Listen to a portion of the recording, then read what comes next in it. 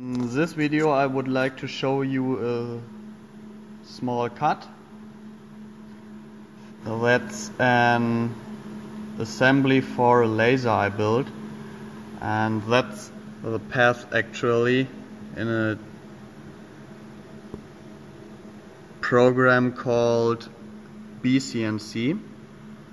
The plasma cutter is already running, and now I would like to show you the way the machine cuts the material. Actually, that's a 3mm thickness S235 material. So just take a look at the speeds.